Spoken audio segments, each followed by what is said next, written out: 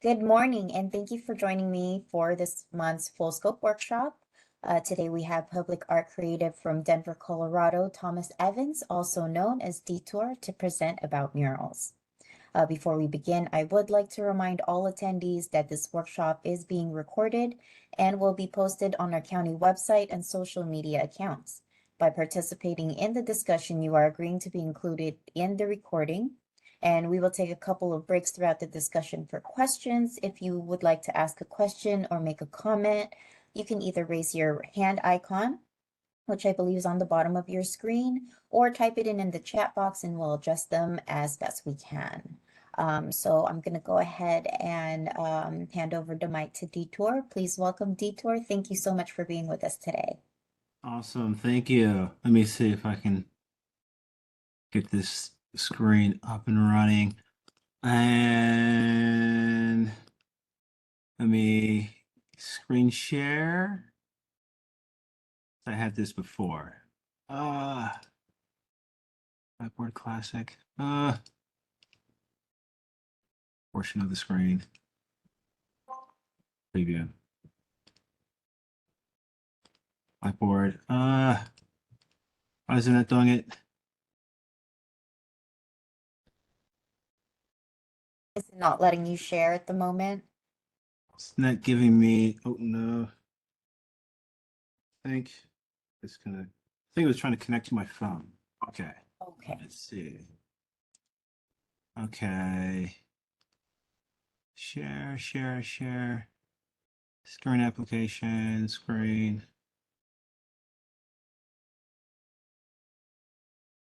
Do you see it now? Yes, we see your screen. Okay, awesome. So do you want me to start? Yeah, go for it. So my name is Detour. I'm a full-time artist. I've been pretty much making art throughout my entire life. So like in this discussion, I'm going to talk a little bit about like my background and then the sort of the mural process of me coming up in the process and then pricing my work, proposals, applications, and sample cases. Sort of like just talking about some of the things that I have gone through so that you can see like some of the hard numbers that I sort of price some of the work that I've done. So Detour, my name is Detour, real name's Thomas Evans, but been doing large scale murals for the past 10 years. And basically it started out working really small and then growing large scale. But I'll show you some of the work that I've done within the past couple of years of actually becoming a artist that is able to do larger and larger pieces. So, for example, this piece right here is one in Montbello. It's a sort of a suburb of, or it's still Denver, but it's like on the outskirts of Denver. And it's like a neighborhood that basically doesn't have a lot of industrial buildings, but they have a lot of canals or like these ditches. And I was able to work with the city and the local council person to actually put a mural in the actual ditch, which was really cool. Last year, I worked on a parking garage. So this one was through a festival called Denver Walls. And Denver Walls is part of another larger festival called Worldwide Walls, but they brought it to Denver. And this is like my first sort of like large, really large scale piece where basically I used a ton of the one part epoxy to coat the entire top of a parking garage. So this was like really new for me and just different and just doing a lot of the abstract stuff. Also last year, when Denver won the NBA championship trophy, I actually painted a mural of a lot of our top players on a wall in one of the main streets called Colfax in Denver. I actually was doing this throughout the playoffs. I kept adding players through the Eastern or the Western Conference final and then the NBA final. So it was sort of like a mural that lasted almost a good 3 weeks, I'd say. 3.5, 4 weeks, just like me going out there and paint. So that was a really fun one. This was in Kokomo, Indiana, and this was one of the local residents, part of the Miami Native tribe, and basically it was through a mural festival called Wabash Walls, and they brought me out. It was like a last minute sort of addition that they included me. But as you can see, a lot of the work that I do is heavily figurative and super, super colorful, which is like one of the things that I love doing is a lot of community people, a lot of color, a lot of figurative work. Oh, my thing is stuck. Let me see. Okay, now. And also, I like to work with my friends as well. So this is like me and my friend's store. They do a clothing brand called Be a Good Person. So they wanted me to paint. So sometimes I'll just do something that's super, super abstract that's indoors and basically just having fun. So I like to paint all day, every day. And then now recently, I've been getting more and more into doing large scale public art. And the large scale public art for me is something that um, I think will be sort of like my next, I would say, transition in terms of getting bigger and sort of venturing outside my comfort zone. So this is a rendering of a piece I'm doing for the Denver International Airport.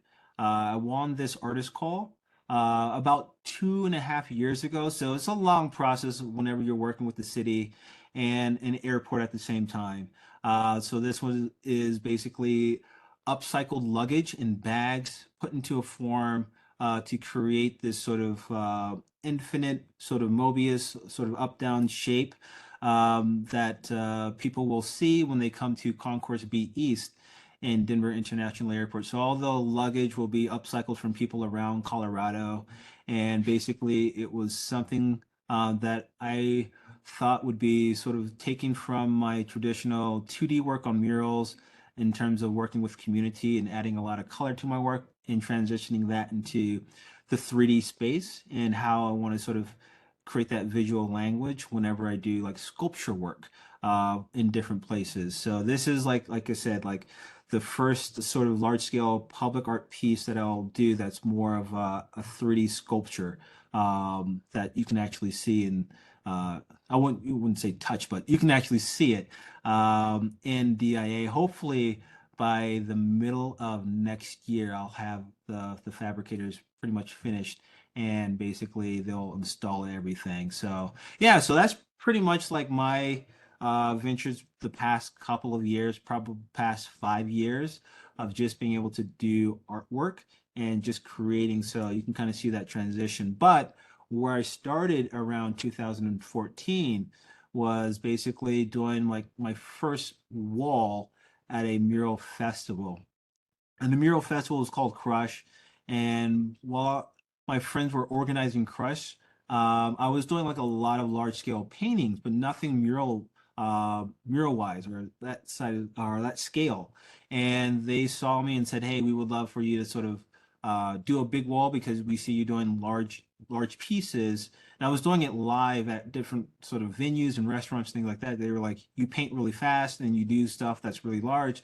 We want you to do a mural." So this is basically the first mural I ever did in my style, sort of scaled up. And I was using the grid system at first and just trying to figure it out. I had friends help me in terms of how to use spray paint correctly to do different techniques because I used spray paint before, but nothing where it was kind of like I have to sort of recreate what I wanted to do. And I took a picture of one of my friends, and basically that's who I painted on the wall. And from there, I loved the outcome of it. It took about a week to do. I mean, this right here would probably take me a day to do. But when I started out, it took me about a week because I was like trying to figure out how to even, scale it up, how to get the different, colors to match the flesh tones, and how do I sort of paint roses that's detailed. But this is basically kind of where I started out was having a friend say, "Hey, we have a old garage door that was sort of falling apart, and we want you to paint it." So that's kind of where it started, and I love like I said, I love the results, and I just got hooked on the mural bug and started painting wherever I could, and started practicing and finding walls. So this one was on the side of the highway, and it kept getting tagged up. And there's a program in Denver called Urban Arts Fund, and Urban Arts Funds allows artists to say, "Hey, we see a wall that's being tagged up, And basically, we want to get money from the city to pay for paint supplies, my time to actually just paint it. And they gave me some money, and I actually had to first talk to the building owner. So I went to the building owner and said, "Hey, off the highway where people sometimes have to sort of stop because of traffic, they see your wall all the time. It gets tagged up, it's big and gray, and I would want to paint it." So I mocked up one of my friends on the wall and said, "Hey, can I paint it?"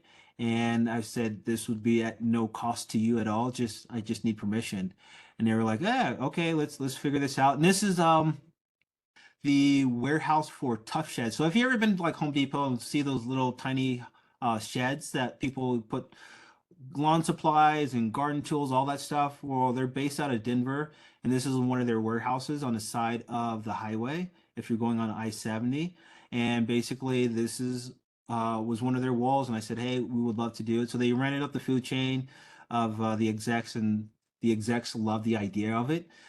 So basically, I went out there and started sort of gritting it out in different ways, and started adding one of my friends. I actually changed it for the mock-up of who I was painting, but it was the same concept. So this is like how I started out. A lot of the portraits was like on a flat surface or blank surface, using sort of like this sketched out sort of shading method, and then this is how it came out by the end. So I loved the idea of that. And once they said yes, I started doing the same thing of going around and asking people if I could paint their walls, and started really just like hammering the streets and trying to get as many walls as possible just to be able to practice, to be able to put my friends up, to be able to just use spray paint and just learn, because every mural that I did, basically I was learning a lot from, what colors that I want to use, my color palette, because every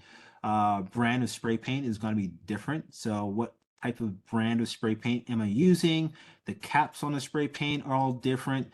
How I'm going to use that. If I want to get details in the eyes or the lips, what technique am I using with the spray paint? All these different things I was just learning as I was going along, and sort of asking people to paint their building. Then, side of a tractor trailer. So that was a really fun project right there. Painted my friend Tanya, and then got more money from the city to do more of these projects. So teamed up with my friend Anthony, who does a lot of serape sort of color work, and teamed up with him to do some of these murals. And as you can see, I do. At the beginning, I was doing a lot of roses because it was easy to sort of just put a red background and to lay down like the shading with just like a dark, really dark maroon, or like a dark red that's almost kind of black, and sort of like fill in the background with an item. So I was doing a lot of roses, and then started getting more abstract with the type of backgrounds I would do. So this one was, me just experimenting, throwing color on the wall and seeing how I can sort of add that to the actual portrait as well, like I would do usually in a painting. But on a wall it's really different, because you don't want to be outside a long time, or sort of like having to correct mistakes all day, because it's easy to do that on a canvas, but on a wall is really difficult. But this is like sort of my intro into like, let me splash a bunch of paint in the background and sort of paint on top of that, and see how it sort of can have the colors sort of show through. So like the actual glove on the left side is, that's like mostly the background, and then just me sort of adding that white line to sort of carve out that shape. Same thing here. It's finding a wall and then them saying yes, and then pretty much me having the opportunity to just paint a few of my friends. And then my friends from Be a Good Person, the clothing brand, they work a lot with like Lululemon and the other entities, and they had an opportunity to do activation on one of the city in the city park and on a basketball court. So they asked if I could paint the basketball court. So that was like so like my first intro in sort of doing murals on the ground, so that you can play on top of it, walk on top of it. So I had to do a lot of research just to be able to do this, but you can kind of see, like I said, I love the colors. I love colors, so like that's pretty much kind of like what I did. So that was a really fun project. But again, same thing. It's like finding walls. And this wall right here is, I paint pretty much the mural on it every year for a mural festival. So this has been a wall that I painted probably about 6 to 7 times before. Same wall right here. But then, like I said, like just being able to expand and grow.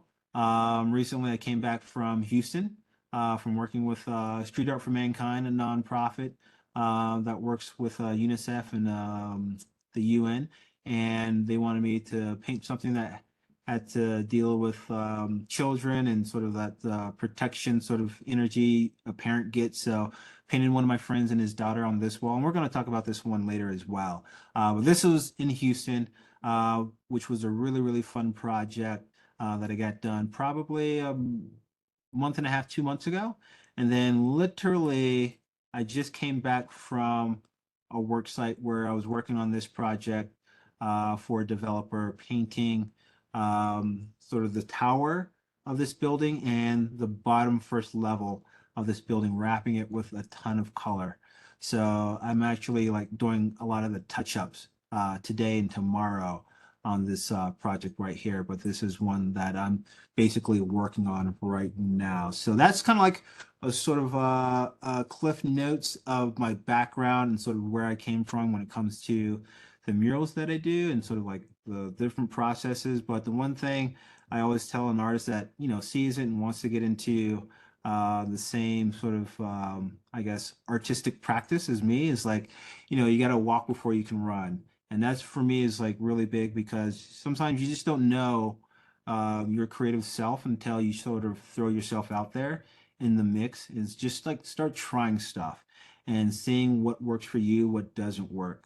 So like this upcoming section, I really want to talk a lot about the idea of just like, learning your process and learning how you work so that you can sort of figure out what you want to do and what you don't want to do so that you make better decisions, you price better, you take on the projects that are right for you. So we're going to talk about things like style and process, paints, materials, walls, communication, designing, time frame, and a little bit more. Because once you know all this stuff right here, that's when you start to figure out exactly where you want to go when it comes to just being an artist in general. Because this can be applied to other parts of your art practice when it comes to different mediums as well. But yeah, but like I said, in this section, basically, one of the first things like you got to figure out is like your style and process. So like figuring out the style that you want to be your visual language that is unique to you, that you can speak about the things that you want to speak about. How does that look? What does that, what does the color palette look like? What does the process look like? What does that style look like? Because a lot of times when you're sort of figuring out what your style looks like, that sometimes dictates, a lot about, how it's going to translate to the wall. So how will you translate all those colors to a wall? Because for me, it's a little bit more difficult to put a ton of color on the wall versus someone that basically just does something that's black and white or monotone. So you got to figure out exactly what your style looks like and how do you want to translate that to a larger substrate. How are you going to scale it up? For me, it's like I have sort of like these main subjects on a wall. So I'm working in a very specific area when it comes to a lot of the detailed work. But some artists, like my friend Anthony, will do things that are very hard line abstractions with a ton of color. So he's always using tape to get really sharp lines. So that's something that's totally different when it comes to the process of how you're sort of putting up murals on the wall because he needs sometimes two people to help him out when it comes to putting a sketch up on a wall. What does that sort of step-by-step process look like when you're trying to translate your work from small scale to the larger wall? And in like the top left corner, I put an image of one of my friends, Young Yimmy, out of Toronto.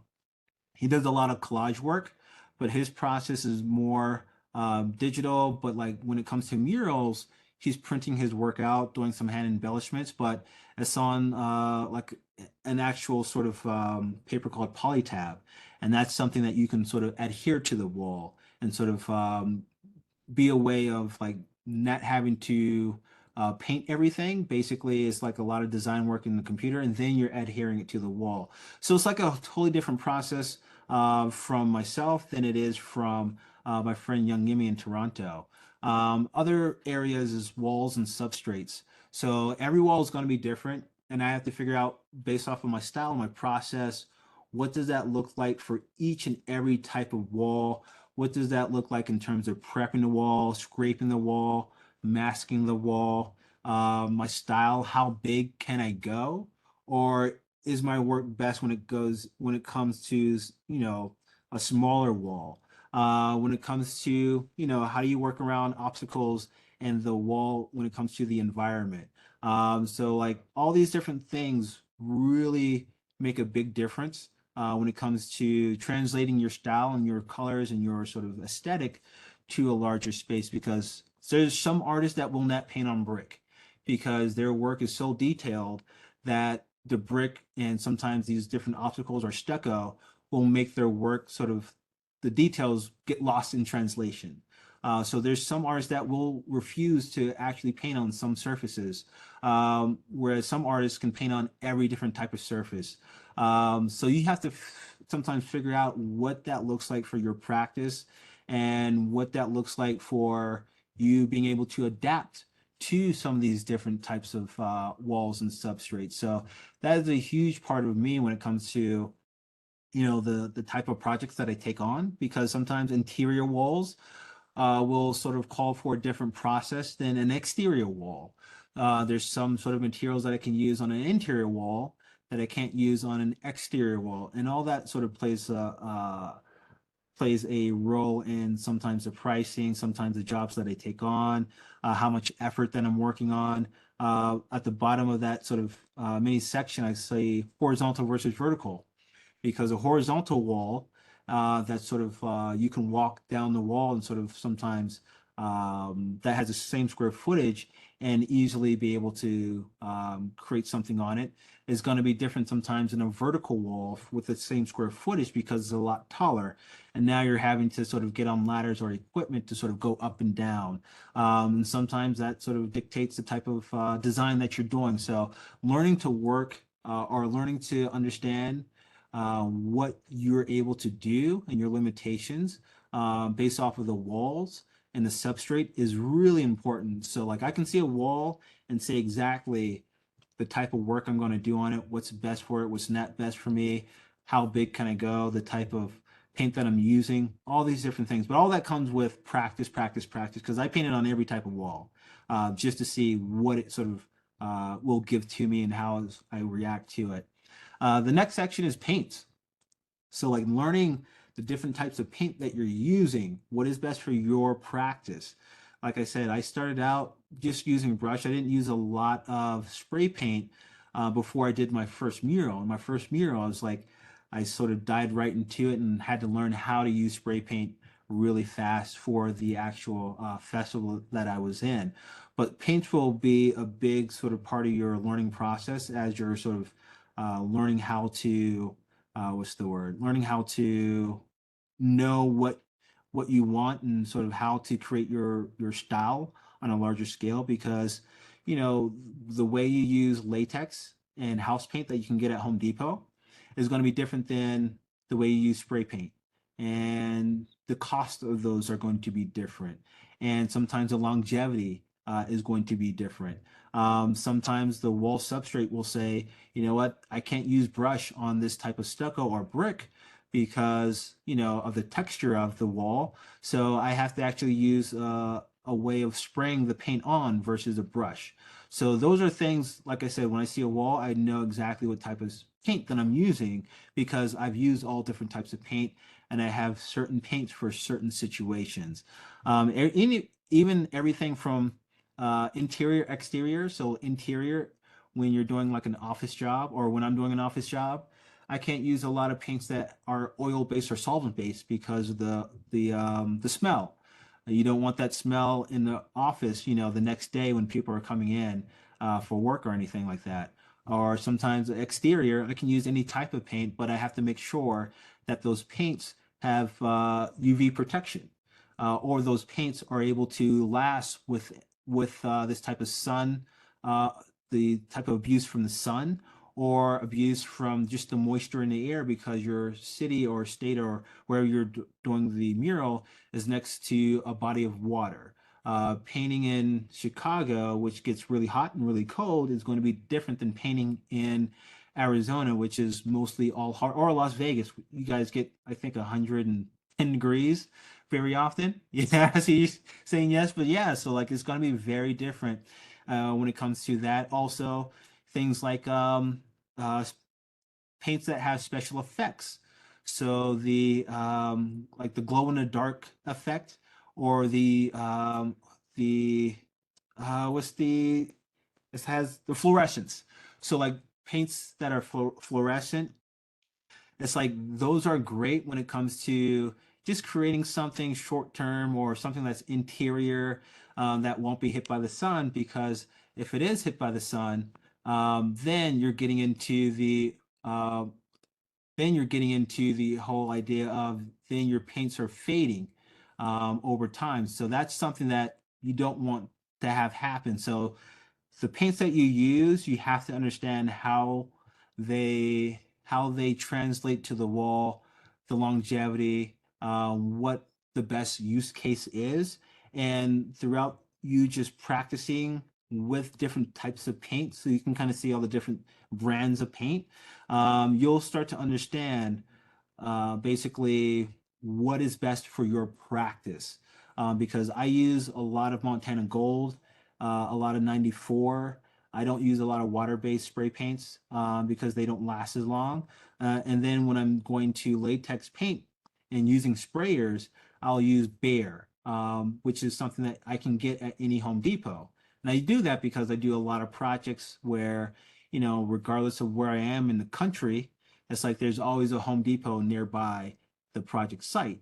So I'm not having to sort of scramble to find a specific brand of paint that's not sold everywhere. I can go to Home Depot and they always have the same brand of paint, Bear, and they have the same color palettes as well. So I'm able to get that anywhere in the nation, even in Canada as well, when I travel to Canada. Any questions so far? I know I'm talking for a long time. Do you want to, or do you want me to keep going? We can keep going. Okay. I'm pretty sure you're gonna cover these as well, but would you be able to answer like anti-graffiti maintenance after murals? I'm sure you'll cover that later Yeah, on, yeah, but yeah. So let me see. Yeah, so I answered that in like the slides coming up. So I'll get oh, to that in a perfect. second. Yeah, so I'll get to that in a second. Um, awesome. And then as you're learning yourself in your creative process, you're learning how to communicate with people. So like for me, going to that first sort of place and saying, "Hey, I want to paint your big wall that I see on the side of the highway." It's basically, how do I communicate with a business that I want to paint their building and have them say yes? So learning how to communicate with people is all about learning sometimes human behavior and how to sort of adapt to people and how they listen to what you're saying. So I learned how to, read people and how they receive information and adjust myself to sort of figure out, okay, to get them to say yes, this is how I have to communicate with them. Or if I'm doing a proposal, which I'm doing with a school in Boston right now, I got to figure out what's the best way to talk to the principal about a mural design that I want to do and have them say, oh, this is a great design. So you got to learn how to communicate with people based off of the type of work you want to do and the type of clients you want to have as well. Then designing as well. What's your design process? A lot of mine is sort of like when I design, I'm sort of sketching things out at the beginning, but then I get into sort of like this idea of like collage work. So I do a lot of improvisation when it comes to the colors that I throw down on the wall. So it's kind of like me sketching out, okay, bright colors here, darker colors here, different tones here. And then I'm sort of putting on top of that sort of like collages of images of different items or subjects. But that's how I sort of design whenever I do sometimes mock-ups. But yours is maybe different.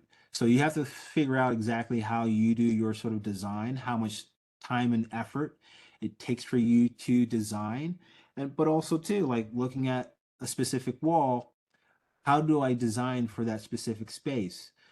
Because in the image on the bottom right is a mural that I did for a client where it's kind of like these windows are really weird. They're in the center, and the way I had to sort of get to the windows is like a big piece of equipment called a boom lift, but it's really hard to get into certain areas. So then I'm designing this piece based off of where I'm easily able to access different areas, as well as trying to avoid the windows with some of the main details in the piece, but also this is on like another sort of not highway, but like major road in Denver, where when people drive by, they can't see the entire wall. So I have to make sure the certain subject matter is in areas that are easily able to be seen when you're driving or walking by the building. So all this stuff comes into play when it comes to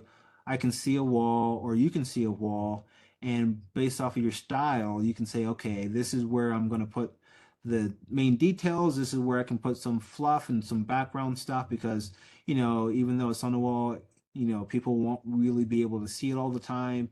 So those are different things that you'll start to learn as you're sort of doing more and more walls and practicing. And then also time frame. So how long does it take you to actually do your work? My work, I can gauge a wall and say, okay, based off of the equipment that I'm using, based off of the paints that I'm using, the process that I'm using, I can actually do this wall in 5 days, or it's going to take me 2 weeks. Or, if I do this with this type of material, latex, in a place that, has high humidity and will rain pretty often, I may have to add a couple of days of buffer. Or is this Las Vegas where it's not going to rain pretty often and it's really hot, so paint dries very fast? I can get the paint on the wall and dry and do multiple layers in a day or two. So a lot of times you're going to get used to figuring out how long it's going to take you to take your design from, the sketch pad or the iPad to the actual wall. But you don't know that until you actually get into many situations with many different types of paints and materials and different types of walls. You won't know how long it's going to take you until sort of you get into that practice and start to understand, okay, this is how long it's going to take me to actually complete something like this. Because designing for a project is always going to be different than the time it takes you to actually complete it. And anything and everything sometimes becomes an obstacle when you do that. And some, even with time frame, do you need an assistant? Because sometimes when you bring people on a project, now you're sort of having to also account for their pace of painting or their pace of helping you out. So that's time frame, and then equipment. What type of equipment do you need? Like I was saying earlier, a horizontal wall. You may need a couple of ladders to sort of do, your design. But if the wall that has the same square footage, let's say 400 square feet, a horizontal wall, or 4,000 square feet, horizontal wall could be 10 by 40. But then, a vertical wall now is 40 feet in the air by 10 feet wide. Now you're having to not use a ladder, you're having to actually have to rent a boom lift. So now it's taking you a little bit it's going to be a little bit more effort in terms of completing that project, because now you're having to go up and down rather than left to right. So understanding when you see a wall, sometimes what type of equipment do you need? What type of wall based off the texture? Do you need, paintbrushes, rollers, or do you need a sprayer? And with that sprayer, do you need electricity? Do you need a generator? Do you have power on the job site?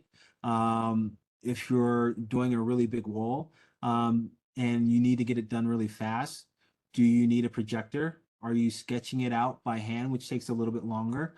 So all these different things serve as, are doing a ton of these projects, you start to understand based off of the wall that you're being presented or you trying to actually get in a proposal, you understand exactly what type of equipment you need based off of your style. Because like I said, my friend who does a lot of sort of like the serape, which is like long lines of different colors, he needs another person to be on a piece of equipment that will have like a chalk line and then taping it from one side of the building to the other side of the building.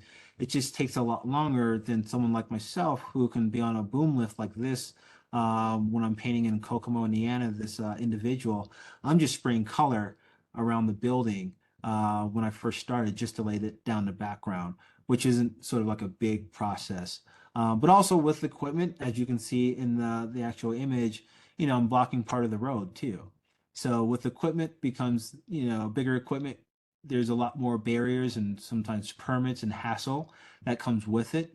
So you start to understand the different types of requirements you need based off of the different types of equipment that you're using and the comfortability with those different types of equipment as well.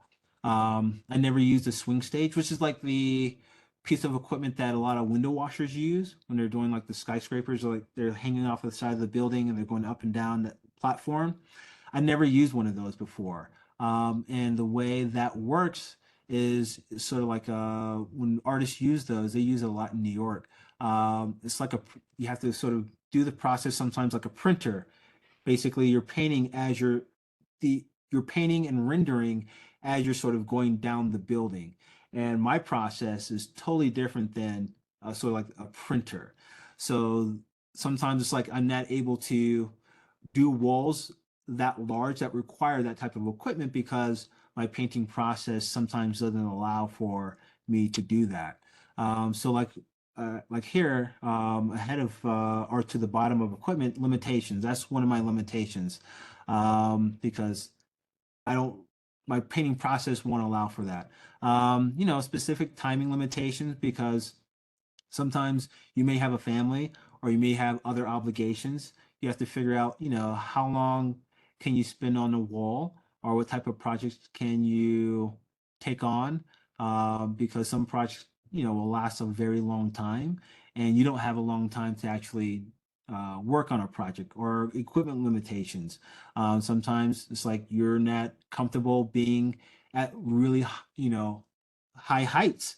So there's some people that have a fear of heights, so they can't be on large pieces of equipment. So a lot of their stuff has to be really close to the ground. Access to space. That is all about sometimes when I'm taking on these corporate jobs. The access to the space is limited because sometimes they have people in the office during the daytime. So I can't be in there all hours. Sometimes they say, hey, you can come after hours, after 6 o'clock, and work till 4 in the morning.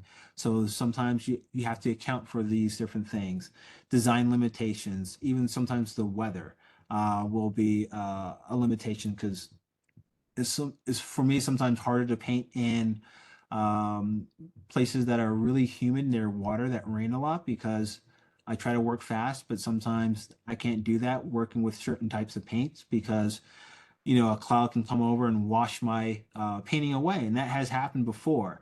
So sometimes the weather limitation is really big. The heat, where basically sometimes I have to sort of limit or work more in terms of maintaining the mural because of the damage due to the sun, direct sun. That's a limitation as well. Private versus public. Um, public property, when you're going through the city, there's a lot more restrictions in terms of design work, but there's less restrictions when it comes to private property and the process sometimes. So there's a ton of limitations you have to think about whenever you're doing a lot of times these different projects. And then the last part of this section we're going to get to is the maintenance. So like I was saying, like my stuff, like everyone else's, sometimes gets tagged. I do a ton of work, so I always have to think about how do I maintain the mural over time. So when I do a project, sometimes it's kind of like, is this mural something where I'm just having fun on? I can paint over anytime I want to, or is this a project that's for a client or I want it to last a long time? A lot of times that's that will determine the type of paint that I use, whether I'm using high quality paint that's made for outdoors or indoors if it's indoors. So I'm using the correct type of paint, and whether I'm sort of adding that UV coating or the anti-graffiti coating. And sometimes there's products that have both mixed in there. Um, but I basically, if I'm having fun, I won't UV coat or anti-graffiti coat. But when I have a client or project like this, where someone that passed away, and I painted her as like a memorial mural, they sort of did like tributes in front of it. I wanted to make sure this lasted a very long time, so I did a UV coating on top of it as well as anti-graffiti coating. And this is me just like scrubbing away those tags that were on top of it. But that is something that's will also add into like the effort that you're putting out to actually create the mural, because the other half is maintaining it, because sometimes you can be having a great day and then find out that your piece got tagged, and now you have to go back and fix it or power wash it, or spray off the tag, whatever. But that's half the battle of like actually doing murals, is maintaining it. But I use a really great product called Mural Shield, as well as Sherwin-Williams has a marine layer anti-graffiti coating that's really great. It's like a silicone based coating that's really thick. So sometimes you can just easily power wash off the tag that's is placed on top of it. But also maintaining the walls, the first step is prepping it, making sure you scrape the wall. Sometimes you can power wash it as well. Making sure that, if you presented with a wall, that you prep it so that the paint will last on top of it. And sometimes it's like it's a fun wall and you don't do any of that, and it's just made to be fun because you're going to paint on top of it. But if you want something to last a long time, you have to keep the you have to allocate the time and resources to prep it, to use the right materials, but also coat it so that if you're asked later down the road, years from now, to maintain it, it's easy to maintain as well. And sometimes I design based off of, is this wall going to get tagged, and how easy is it to repair. Let me put the main details above where, you can actually reach with your hands, so that people, when they tag it, they don't tag the main area of the mural. So all this stuff plays into it. But you'll start to learn this after, doing a ton of murals and getting into a ton of these different situations. And like I said, like, just figuring out the type of resources that you need to actually install the mural, maintain the mural, doing the cleanup. Is there like a cleanup area for you to do the mural? Or if you're doing a mural outside of your local area, what type of resources do you have to duplicate to actually create the mural? The mural in the middle, this is one where I had the actual Nuggets mural on. So this was the painting I did before the Nuggets mural, and this is like a really fun wall. But when I first got the wall, I talked to the building owner about painting it, and because it kept getting tagged up and they didn't want to repair it because the wall's falling apart in terms of the paint, because of water damage, they just let me paint it. So, and it's on like a main road called Colfax in Denver. So I paint it periodically every 2 years, I'd say. And you can kind of see, like with this wall, even though I painted, it's falling apart too. But like when it falls apart and gets to a point where it's like I can't sort of maintain it, I just scrape it a little bit more and then paint an entirely different mural on top of it. So this is like a really fun wall for me to just paint, but you can kind of see what it looks like when, you don't sort of maintain it, or it's like it falls apart. And then like things like general liability insurance. This is something that a lot of when you're working with cities, they require. So this is just like another part of some of the resources that you have to have whenever you're doing, large scale public art projects that requires equipment. You're using sprayers near sometimes other vehicles. So like, if you get overspray, you can afford to sort of pay someone to actually clean up the car or whatever. But it's like all these different little things you sometimes don't think about. You're going to start thinking about how to maintain it and the resources that you need based off of all those experiences that you'll sort of gain throughout, just learning how to walk and run whenever you're sort of getting into this mural space.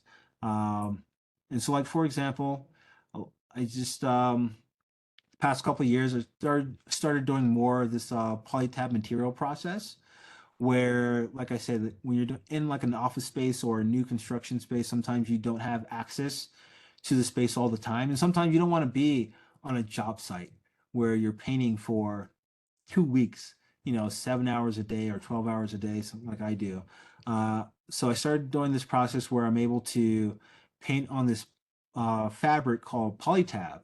And I actually sell it on my website. It's called Polytab. Basically, I'm able to paint on top of it in my studio.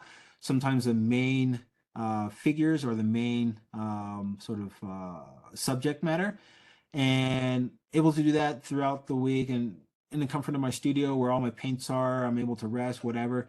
I'm able to cut it out and then transport that to the wall I'm going to actually paint. And basically, when it comes out, it looks like an actual mural that's been painted on the wall because it's actually painted on the fabric, and the fabric's so thin that when you put it on the wall, it feels seamless. So that's a way where I'm like cutting down the type of time that I'm um, in an actual space, the type of materials I'm able to use on a wall because I'm able to use the materials that I want in my studio space. I'm able to cut down on the actual resources that I'm bringing to the job site because I don't need everything with me.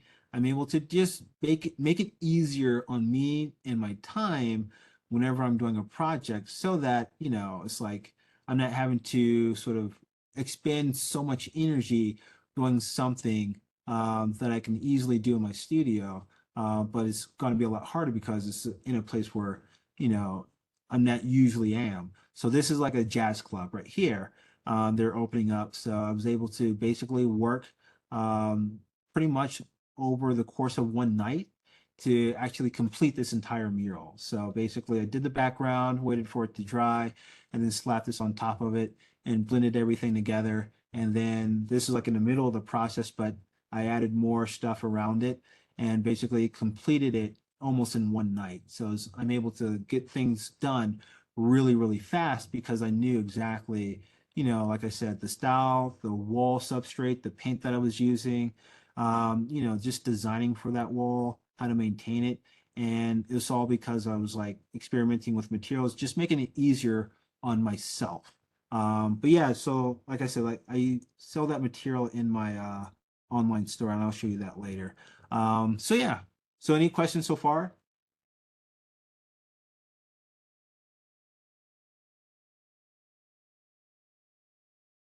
It does look like we have a question. The fabric is only used for indoor murals. No, so outdoor murals as well.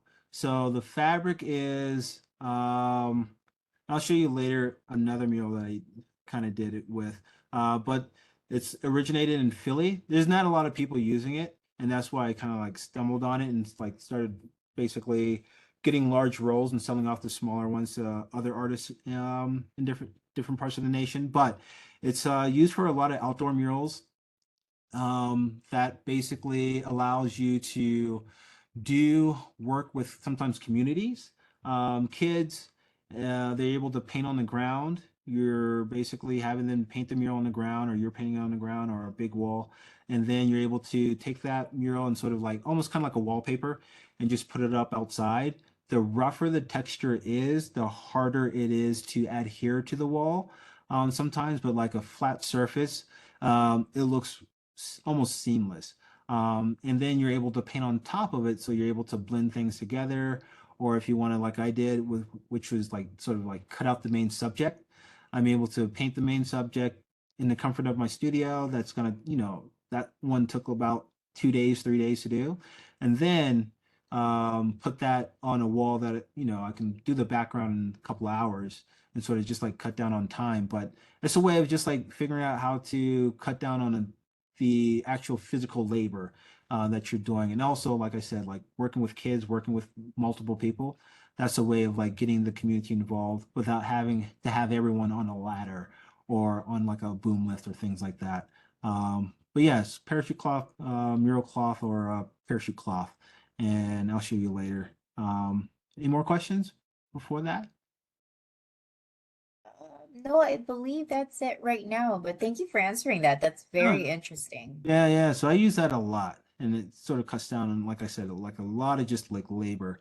But yeah, so after you figure out like how you work when it comes to your process and style, and you're sort of getting used to like doing murals, and you know exactly, you know, the types of paint you're using, the color palettes, what you need in terms of lift and equipment and resources. Then it's about like, you know, how do you price a mural? And that's like one of the biggest questions that I get all the time is like, how do you price a mural? And it's going to be different for everyone, um, because sometimes, you know, the correct price is what someone is willing to pay for a mural. Because an artist that has been doing it sometimes 20 years, you know, will get a different price than someone who's just started out. But based off of people's uh, community, where they're at in terms of how big the city is, how the appetite for businesses to have murals, who you're working with, all these different things will sort of determine the price that you get. So a lot of times it's all over the place, and really it's just like pricing to where you know you feel good about the I guess the income you're bringing in when it comes to the effort you're putting out when it comes to making your mural the way you want it to be. But a lot of times people talk about square footage, and I don't do square footage at all. I know exactly what my wall will sort of costs in terms of labor, effort, resources, time, because there's so many different factors that sort of play into it when it comes to what I'm going to price a mural at. So, you know, the size will always be like a factor, but it's only one factor in many. Because, like I said earlier, it's like a wall that's vertical. I can, I don't even need a ladder for. You know, that's not as laborsome sometimes as a wall that's very vertical, where I need equipment to go up and down. So that sometimes has a big factor. Um, the wall space difficulties is, do I have to mask out, you know, the flooring and prep the wall? Do I have to sort of put a lot of sort of protective sort of things around it to sort of make sure I don't get paint on anything? Or is this a wall where, you know, I can spill paint in different areas or get some overspray and stuff, and, you know, there's no problem at all? Um, or is, you know, are there cars nearby where it's like I have to take more precautions? How many, you know, windows are there on the wall? Because then I have to sort of mask around the windows. The wall texture. Is this a flat wall where I'm able to say, hey, I can use brushes if I want to? Or is, you know, is it like a rough brick where the brick is like the grout is really deep, and, you know, it's like it's not new brick, it's basically like old brick that hasn't been maintained. So walls like that are very difficult. So the texture of the wall is going to be big. The paints and equipment required. Exterior paints is more expensive than interior paints. So, you know, if you're getting 50 gallons of paint, you know, that's going to be a different cost when it comes to the types of paint you're using. If you're using spray paint, okay, that's going to be a lot more costlier than, you know, getting, you know, a ton of latex paint. The time to complete it, where you're completing it. A wall next to my studio is going to be priced different than a wall where I have to travel out of state or out of country to do, because then I have to sort of duplicate my studio in a whole nother place where I'm not familiar with. And if I run out of stuff, then I have to actually figure out how to replenish supplies on that job site in a whole nother state, a whole nother city, or a whole nother neighborhood. And it's going to take sometimes a lot longer to complete. So time to even do the design work. Opportunity costs as well. So what am I? So opportunity cost is like the cost that you're giving up to take on an opportunity. So like if I'm taking on this project, what other projects am I not taking up as well? So if I have a big project that, you know, if I'm working a lot and I'm super busy to take on a project, you know, it's gonna be a lot more than just if I'm not doing anything. It's very sort of a lull time in my practice where it's like the cost of me like going away from my studio or another project isn't as much. So, and then maintenance plan. Is this wall something that someone needs to keep up for a very long time, or are they expecting this to be around for 20 years, then I have to make sure I'm getting quality paints, and I have to make sure that I'm putting on the right UV coating, especially if there's a lot of sun. I have to make sure I'm putting on anti-graffiti coating. I got to make sure I even have money left over, especially if something does happen to the wall, I can actually go back and sort of like maybe do some touch-ups or spray off a tag, things like that. Um, so maintenance is huge. Like I said, far away from the studio, and sometimes types of organizations. So my pricing is going to be different for Amazon than it is for a mom and pop shop. The pricing is going to be different than for a city than it is for my friends who want me to paint the side of their wall of the store. So all these different little factors will play into it, play into like what you price the wall as, or you price your work for a specific mural. And all this sometimes, like I said, like the square footage sometimes is misleading because the wall can be big, but sometimes I can design a mural that's where that, most of the wall is basically a solid color, or, some sort of abstract sort of colorway that I can do in a couple of hours. And then there's like uh, a subject where it's like highly detailed in the middle versus every inch of the wall is going to be highly rendered or highly detailed. So sometimes square footage is going to sort of be misleading when it comes to designing or like the pricing someone expects, because they can say, hey, this is your square footage. And then you do a design and they're like, hey, we want that, this, and this on top of it, and have a horse and, like someone riding a tractor, whatever. And you're like, well, that's a lot of stuff versus, hey, this is the same square footage.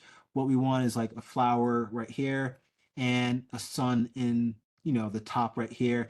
And it's very easy to do. So sometimes, like I said, square footage can be misleading. So think about all these different factors. Then, like I said, you have other factors as well. So like these are the X factors that I sort of include, like opportunity and exposure. So like sometimes I'll take on a project where I sort of say, okay, this is a big project for me, working with this organization or working with the city or working with this company. I can actually get more out of it than just painting a mural. I can sort of build a connection or a relationship with certain individuals that can get me more opportunities. So I took on a project with Netflix at one point, and that was basically doing a painting. They paid me absolutely very little based off of like, the what you would expect, but the opportunity brought on a lot of press. It brought on other sort of opportunities when it comes to the artwork, because people saw that on, my resume, or they saw that in my portfolio. They say, "Oh, I saw that on Netflix," or "I saw this," and that gets me a lot of stuff, or gets me a lot of different gigs and jobs, and people wanting to collect work based off of who I worked with. Physical and mental effort. Painting for sometimes a mom and pop shop that is super appreciative of you doing work is going to be different sometimes than, painting for, let's say, a company or an agency that has 50 different stakeholders, because they're just the middle people, and your design has to go through 50 different edits.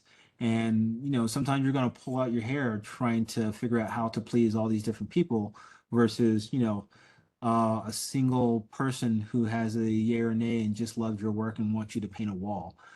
So sometimes the physical and mental effort you have to put into a wall, even though it may be the same square footage, is always sometimes going to be different. So you have to weigh that into the, I guess, what you're pricing your work as. Size and type of company. Like I said, small mom and pop shop versus Amazon, those are two totally different sort of beasts. And then the degree of creative freedom. So me being able to paint what I want is going to be different than me being sort of pigeonholed or sort of restricted in terms of what I can do. So if I'm able to paint what I want, I can use this opportunity, even though it may not pay as much, to actually create a mural on a wall that I really like, to be sort of like the masterpiece or the piece that I use at the top of the portfolio. So using those as opportunities, even though they may not pay as much, versus something that pays a lot, but you're restricted, and someone's asking you to paint something very specific, and they're trying to narrow you down, or they're saying, hey, we want this, this, and this, or these colors, or we don't want those colors versus this color. Because sometimes if you're working with a creative agency, their client may be a brand that says, hey, we need to have these colors in here, or we don't want those colors because that's a competitive beverage, whatever. So you have to think about these things when you're sort of taking on projects and what you're pricing it as, because those projects that don't give me the creative freedom, I'm going to charge a lot more, and I'm going to try to focus less on those. I say no a lot, because the more no's you say, the better quality your yeses become. So I say no a lot. And when I say a no a lot, sometimes these companies that have sometimes a lot of limitations will come back with an even bigger check. They'll add a zero to it. So that's a way of, like, being able to say no, but then, when they bring back like a bigger check, then you can say yes, type of thing. So, and then it's like sometimes worth it, because you can use that funding to fund other stuff that you really want to do. So sometimes I'll take on jobs like that I don't particularly love, but they just pay a lot, and that allows me to sort of do uh, subsidize other projects and sort of experimental type of things that I want to do. Because half the murals that I do, I would say I'm coming out of pocket for to actually make it, to do it, because I just want to do it. So I have to sort of come out of pocket for a lot of that stuff. But sometimes these bigger companies will subsidize that. So yeah, um, like I said, like that's cool, but how do I get started? That's all cool, but where do I go from, just being an artist that wants to get into murals? I'm not at the level of doing these larger stuff. Where do I start? And basically, like, I started um, doing proposals and knocking on doors. So for me, it was like finding a wall and just knocking on a door and saying, hey, I want to paint your wall. How do I go about painting your wall? And really, the biggest thing is you want them to just say yes. So you have to learn how to read people. You have to learn, like I said earlier, how to communicate with people, and then how to get them to see what you see, in terms of your artistic vision for their space. And that sometimes is putting together a proposal and putting together like a mock-up that shows you, hey, this is your wall, but this is me. Uh, this is the wall when it's finished. This is what I want to put on there. And sometimes, like, if people know your work, sometimes it's just like a random sort of loose sketch. So like, this is me sketching out a wall that I did in Houston. On the top right, it's like I just said the idea of, yeah, this is a wall with a father and his daughter riding on his shoulders, and there's a abstract background. It doesn't have to be exactly, for me, it's like people know my work, so it doesn't have to be exactly the piece. It just has to be in the same sort of realm. And then below is like what actually came out of it. So like, they were able to see the vision of what I wanted to do, coupled with like other samples of my work. And then that is what got the building owner to say yes to my design. So learning how to do proposals just like this, and just finding a wall for yourself in your neighborhood, asking friends, families, businesses. I have a newsletter that I put out probably once a quarter, or sometimes like twice a year, just when I have time. But in there, I put on there like, I have like a donate a wall sort of section where people are able to donate a wall, where it's kind of like, hey, they have a blank wall, they don't know what to do with it, they just want to donate it, in terms of for an artist to actually paint on top of it. And I've gotten a few walls just like that, where people are saying, hey, I have a wall, if you want to paint it, you can paint it, whatever. And that's pretty much like what I did now, and then what I did starting off as well. And that's how I got quite a few walls. And then another way that I get walls is just sort of through artist calls. And RFQs is basically request for qualifications. They're asking you for qualifications to see if you're even skilled enough or qualified enough to actually complete a project. And then RFPs are like requests for proposals. So RFQs usually when you go on websites like Call for Entry or publicarts artists.org, and they have these different sort of opportunities, and they're asking for a request for qualifications. They're getting a pool of maybe 150 artists applying. And then once you get to the RFP, request for proposal, a lot of times that is when they're paying you for designing because design takes time and effort. So they're paying you, sometimes $100, 250 or 500, sometimes $1,000 and $2,000 to just do a design where five artists are sort of like on the short list, competing for that project. So that is sometimes how I get a lot of these projects. Then local organizations, trying to link up with them through their network and seeing, who may want a wall. But a lot of times, even me right now, as many murals as I have done, my success rate is probably 5%. So I'm always throwing my hat into the ring when it comes to applying for different projects. And one thing that I always do is just apply for the project and forget about it. Because the success rate is so low, you're not going to get that call back, even though you put all your effort into an application. You're not going to get someone calling you back saying, "Hey, we want you for this project," every time. So a lot of times I'll apply for something and then I'll totally forget about it. And then I'll get an email 5 months from now that says, "Hey, we love your proposal or we love your application, unfortunately." And then sometimes, I get "Hey, we love your proposal.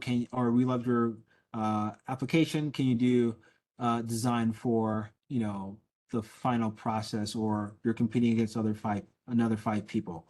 And then even when I send in the proposal, even after that, it's like I sometimes just forget about it because you don't want to get your hopes high. Because, like I said, the success rate is low, and the reason why they pick certain artists can be as easy or as simple as, the person who has the yes or no decision making power gets up on the left side of the bed today and likes blue versus red, and this artist has a lot of blue in their work. Or they have quite a few people who do figurative work, and there's one artist that does a lot of abstract design work, and they stand out because it's just different in a pile of other artists. So there's many different reasons why people will pick one artist over another. I've been on a lot of selection committees, and sometimes it's just like I said, like I ate a sandwich one day and I'm full and I'm energetic, and the top of the list I'm really gun ho about. And then when I tire out of the last 20 applications looking through it, it's like I get tired and I'm like, I'm not as energetic about some people's proposal. So it's like you get these situations where basically, you have to keep throwing your hat into the ring, because a lot of times it's just when you apply, who's on the committee, how good your work is. Um, so there's a ton of different factors, but just keep applying. But the main way I would say I get murals just through my network and doing proposals, knocking on doors. And the anatomy of proposal, when I do it, is like cover letter, introductory statement, or a letter of interest that people have, statement of interest, basically almost the same thing. Artist statement or bio about you and your work, mock-ups, design explanation. So like, explaining why you made some of the decisions in your design, samples of previous work so that they know exactly how your work comes out based off of, your design. Because sometimes you can design something and not be able to actually execute it.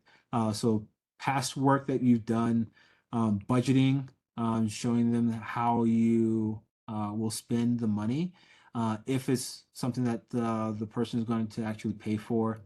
Time frame logistics, so they know exactly, sometimes how long you're going to be on site or how long it's going to take you to complete a project, and other sort of logistics and process of you actually creating the actual piece, and other relevant information that may be useful to the person reading that proposal. So that's basically what I do a lot of, is like create a lot of these proposals. And some of the pros, portfolio selection is like making sure your portfolio has your cream of the crop when it comes to your work and not everything. You don't want to put everything in there. Not all of my pieces are great, and not all of my pieces are for a specific project. So if a project is asking for abstract work, I'm not going to put in a lot of my figurative stuff. I'm going to put in a lot of my abstract work. Specific information, making sure that you stay on topic when it comes to that proposal and don't sort of veer off topic. The mock-ups and renderings, making sure that it looks really good, and that's all about trying to get them to see what you see. Thoughtfulness to design. So, like when I said, talking about the mock-up and the decisions that you made, showing them that they were thoughtful and not just throwing up something that's like pretty or you just saw on Instagram or something like that. You want to make sure that they know that you put a lot of thought and effort into creating a design specifically for that project, that space, that wall. Reasonable and clear budget.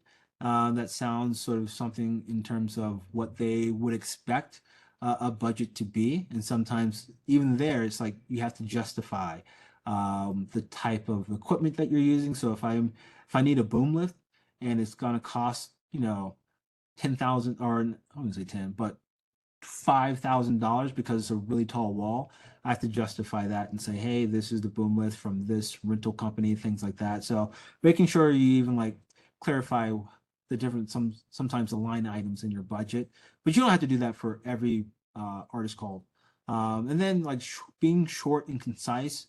You're having someone read this, someone's taking time out of their day.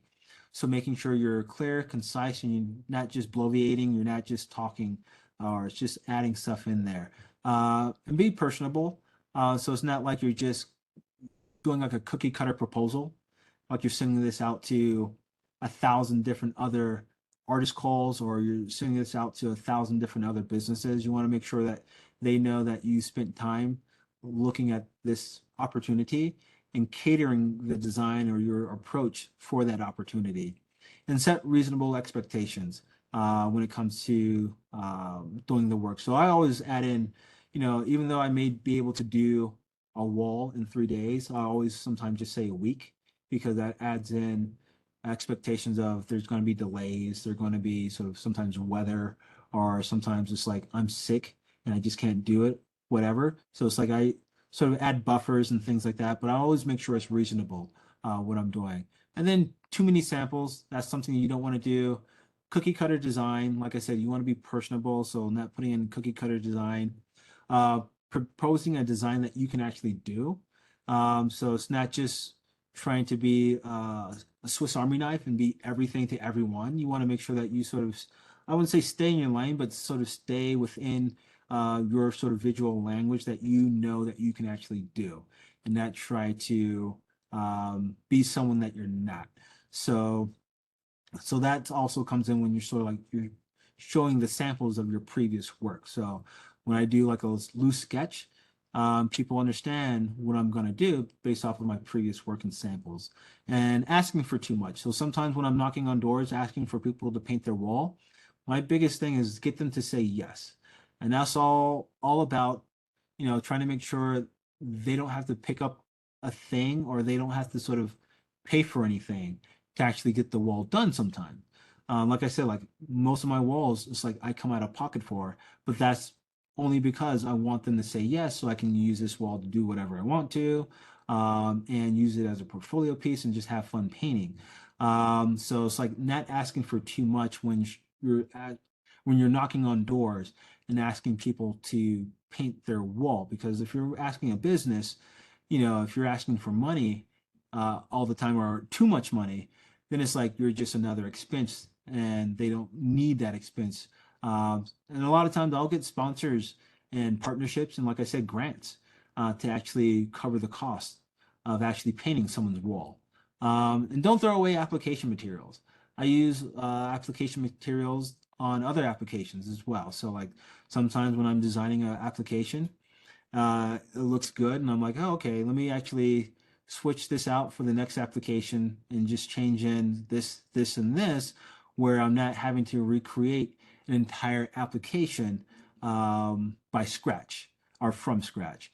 And to show you an example of like sometimes what I'll send in for different things is like the cover sheet, the top left, and then the about the artist, so like about Detour has sometimes my CV, concept summary of like I have a concept and I sort of have a paragraph where I'm talking about the piece and have like arrows like pointing to different parts of the piece where I'm talking about this is the inspiration, this is where it comes from. And so really, like I said, explaining all these different little details so that they know, oh, this artist put in this sort of design, this is what they were looking or being inspired by when they were looking at my wall. And then, other things like logistic needs, where it's kind of like sometimes when I'm asked by a construction company or not construction, but developers to do a wall. So like the bottom right is a wall that I will be doing next week. I'll start that next week. And this is like stuff I sent to them, explaining, hey, this is my inspiration because their building is called the Northern, based off of the elevation of the building in the neighborhood. So they want to have like a sort of a nature theme. They want to have like a geographical, like location based theme in their pieces as well.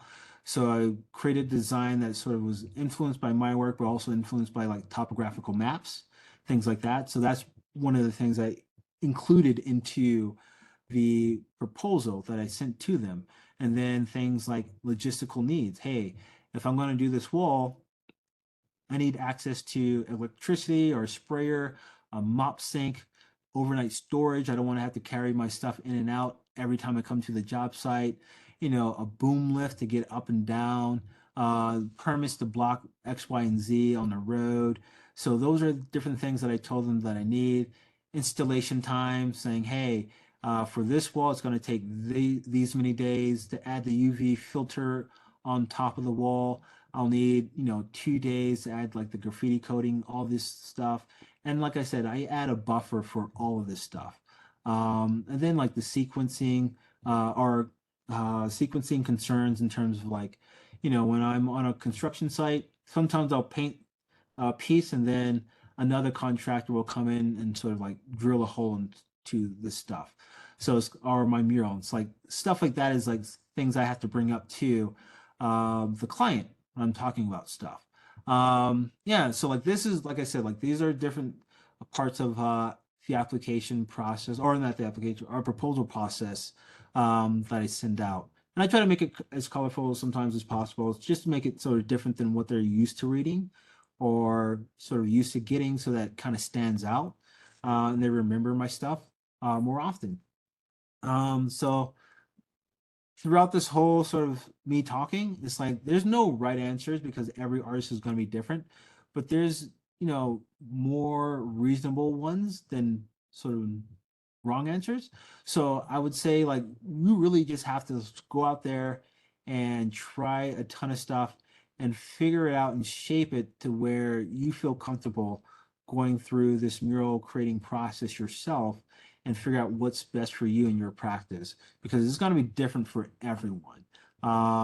Because, like I said, what works for me may not work for everyone, or some stuff you can sort of pick apart of my practice and say, hey, I like how they do this part of their practice when it comes to scaling up work or the proposals, but doing this part of the practice when it comes to equipment is not for me type of thing. So, you can pick it apart and sort of figure out how that works for you. So yeah, so any questions so far before I get to the last part? No, I'm not seeing any at the moment. I think you're good to go ahead. Awesome. Awesome. So like the last part, I want to sort of get into just like some the last projects that I've done and the cost of some of these different things and sort of like how I got the project. Gonna be really quick. So like I said, like I sent in a proposal which is to this current project that I kind of showed really, really early.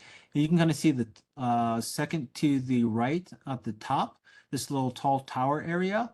That's the concept, the idea that I sent in, and then this is kind of how it came out right here.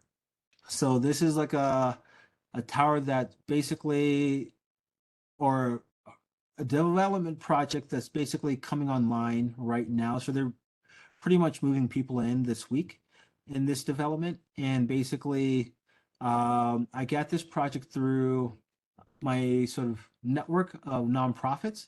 So I sit on a board of a nonprofit called Redline, and another person on the board is a developer, real estate sort of entrepreneur, and they have someone that they know that was developing this project. It's a housing facility that houses kids getting out of homelessness and foster care. So it's a really good cause. It's about 7 blocks from my studio, so it's about 3 minutes for me to actually get there. Um, it was really simple in terms of like design work because it was just a lot of color and having a bird at the top, which was sort of like the idea of like nesting and home. But I didn't charge them that much for the actual mural because, of all those different factors, it was it's on a street where basically it's one of the arteries to get into downtown Denver. So everyone sees this wall and it stands out. So I really wanted to paint this wall regardless of them coming to me or not. And to the left of this, you can kind of see like some of the big open area. That's where the parking lot for the Colorado Rockies, our baseball team. So a lot of people see that as well. And the train tracks you can see right there as well. That's the train tracks from the airport coming to downtown. So millions of people see this every year. And it was one of those projects where it's kind of like they get me they gave me creative freedom to actually do it, and everything was provided. So that's why it was only $25,000. Usually, a project like this could be upwards of 100 in terms of, because I also wrapped around the bottom of it too. Can be upwards of 100, but I wanted to do this wall, and basically it was sort of like almost at cost for everything and my time just to be able to do it. But also, this project helped me get the project next to it. So that big building behind it, that is almost 3 times as tall, is called the Northern, and that's the project that I was talking about too, where it's kind of like I designed something that was sort of topographical. So from this developer, the previous developer got me in contact with this developer and said, "Hey, we would love for us to have like artwork on the outside that's has like some synergy." And they got me in contact. I sent in like a small proposal. They didn't even ask for it at the time, and they said, "Yeah." But this is like me just self-initiating through the developer network and saying, "Hey, let me actually um, see if I can get like build a gig for myself, build a project for, or an opportunity for myself." And I priced it to where it's more because a regular developer that has a building that's basically market rate, and they allowed me just to do like colorway design, so I don't have to do like any proportional design. It's just like these different sort of topographical maps, which is like for me really easy to do. I can get it done really fast. So this is, like I said, also 7 blocks from my studios. I can get it done really fast just through the network, and that's why I priced it at 60K. This next one right here is through another network, and this one started out when I was on the side of the highway, and that mural that I did at the beginning with on the side of the warehouse of Tough Shed, it got tagged, and I was fixing it one day, and because it's a major um, highway, there's a lot of traffic, so people stopped and watched me like basically repair my mural. And someone drove off the highway and wanted to introduce themselves, and they were in town driving from Boulder to Milwaukee. It was like a long distance drive, and they saw me on the side of the highway. They had to stop and said, "Hey, they do a mural project in Milwaukee," and or no, I mean, yeah, Milwaukee, Wisconsin. And they said, "Hey, let me get your contact." So I gave them my contact, and 2 years later, they contacted me at the beginning of COVID, or in the middle of COVID, 2020, and said, "Hey, we have this opportunity for you to come to West Allis, Wisconsin, and do a project on the side of this living facility, our senior living facility." Um, and it's a big blank wall, and it can provide everything So and now we get creative freedom. So and it was through a grant through the city that did a grant through the federal government. So, and it was like a fast turnaround time that I could get something like this done. But I took this opportunity to take a couple of pictures of my friend and his son on his shoulder and paint them on this wall. And this project, the cap for each mural was about $18,000, $20,000. So I had to work within that budget, but it was like an opportunity for me to sort of do a mural that was like almost, I wouldn't say the largest I've done to date, but the largest outside of Colorado I would have done to date. So that was like a great opportunity to actually do something really large, but also something super impactful, be in a place where I haven't been before, and sort of build a new network in a place called West Dallas, but it's right beside Milwaukee as well. So that was basically me just working with like a small organization that does murals around town. And then this one was through developers, and this develop one of the people on their development team specifically asked for me to do this project right here, where I was able to basically paint one of my friends on the building, where it was basically just this sort of color, sort of waviness in the middle, and then my friend holding like this rose. It's on top of like on the side of an eatery that they opened up in Aurora, Colorado. But basically, almost super simple. Everything's provided. It took almost like 4 days to complete. Um, five was just adding the UV coating on, but it was really fast to complete. It was near where I actually lived too, so closer where I lived in my studio. But it was basically through developers, so I just said, hey, if you can do 25, that'd be great. And they agreed to that. But it was like me working through basically not only just developers, but just like someone who's a fan of my work, but also is in a position where they can easily just say, yes, we want to have this artist paint on our building.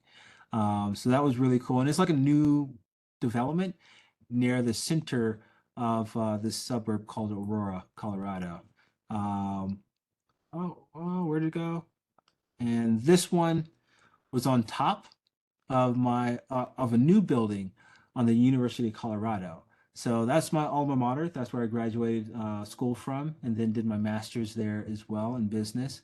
But the alumni association hit me up and said, "Hey, we have a new building, and we would love for you to sort of paint on top of it."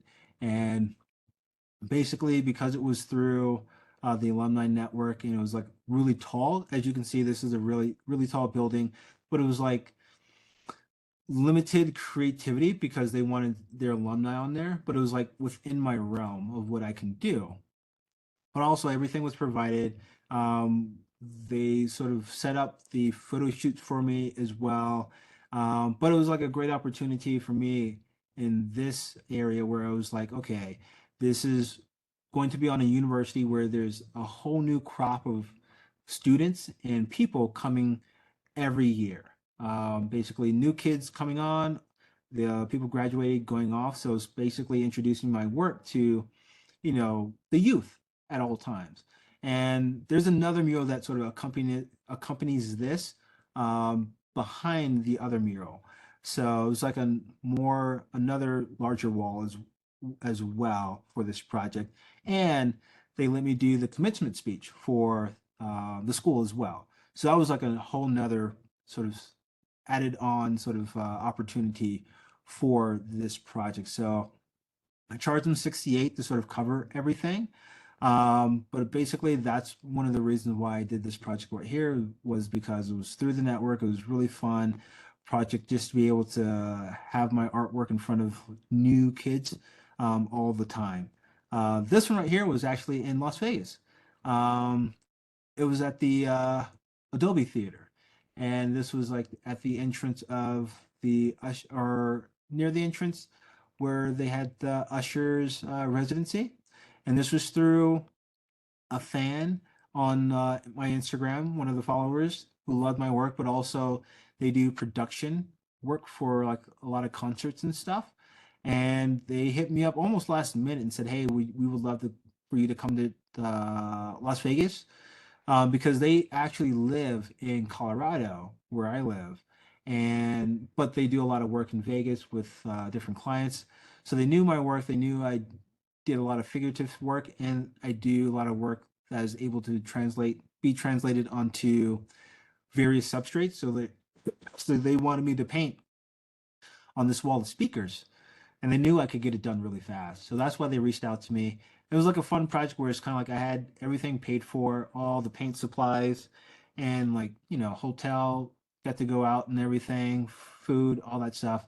And I just charged them $8,000 for pretty much 2 days work, just to fly in and fly out to do this piece right here. But that was like a fun project for me. But it was like painting abstract background with some of the colors, but then just basically just adding his face on top of the speakers. And then this one right here was network initiated. It was like a mural festival that invited me out uh, the 2 years prior to this during COVID. So not a lot of people were there. But then when they opened their mural festival back up again to be like a full-fledged mural festival, people coming through, they they said, "Hey, we know that you didn't get to have the full experience. Do you want to just come back and just paint?" And I said, "Yeah, I want to come back and basically just paint whatever I want to." And I didn't even have an idea. I didn't have to provide even a sketch to them before coming, but they provided pretty much everything for me in Jacksonville, Michigan, and I was able to paint another artist, Ladanya. She's from Colombia.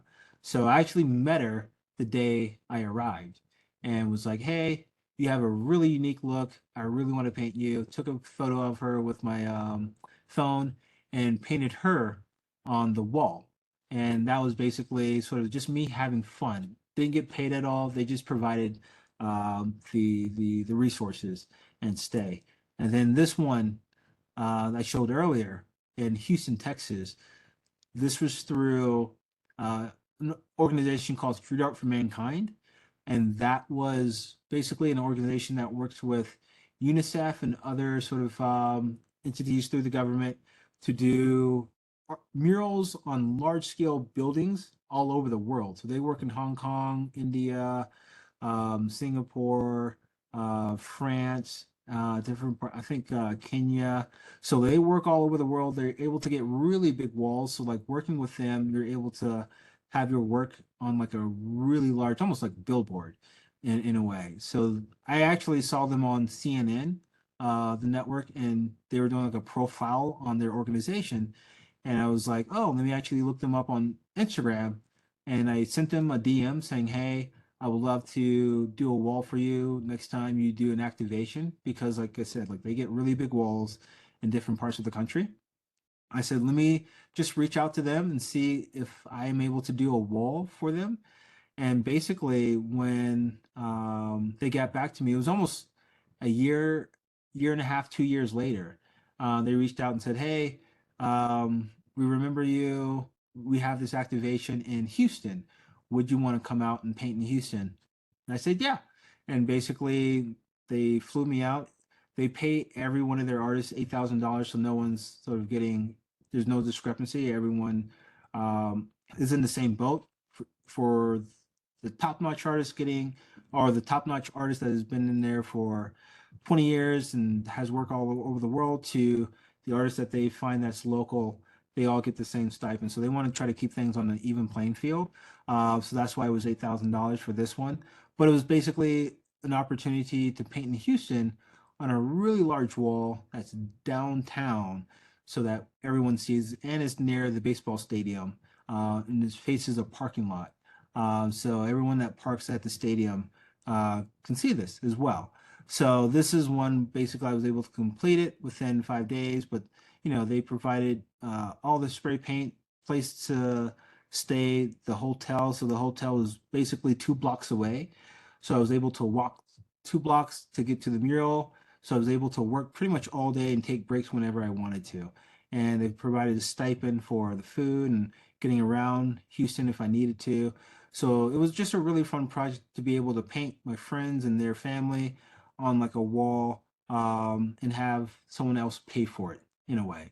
So that's basically sort of like where I am now, is like like I said, like being able to do various projects that are different costs and sizes, and be able to basically paint sometimes what I want, when I want, and where I want in different places. But it's a long journey that I'm still learning a lot from, because as you know, there's more artists getting into the space, and you get more technology in the space.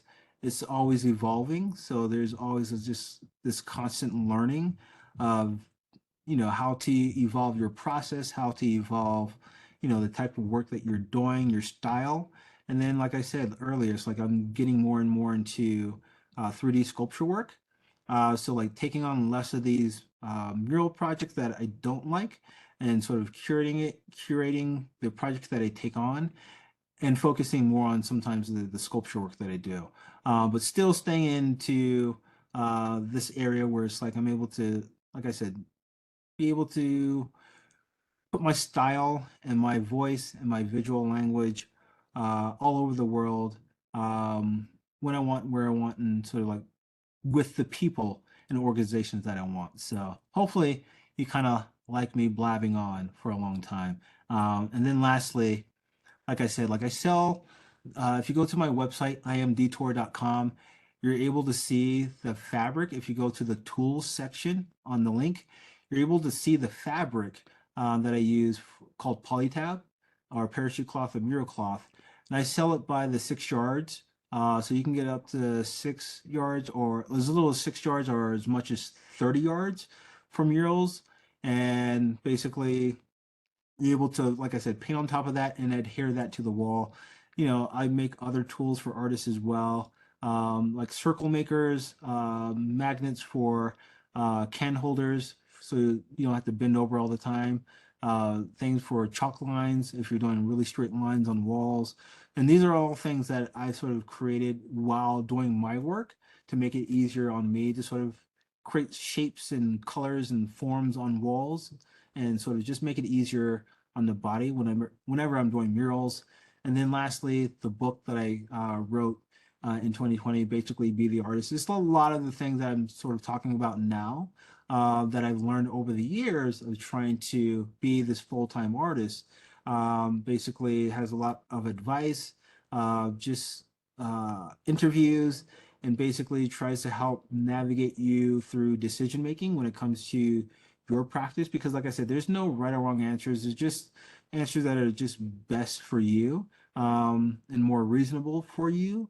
And this book really just helps you to sort of figure out what that looks like in your practice. So yeah, so hopefully, like I said, this helps out. And then any questions? That was really great. That was a lot of great information.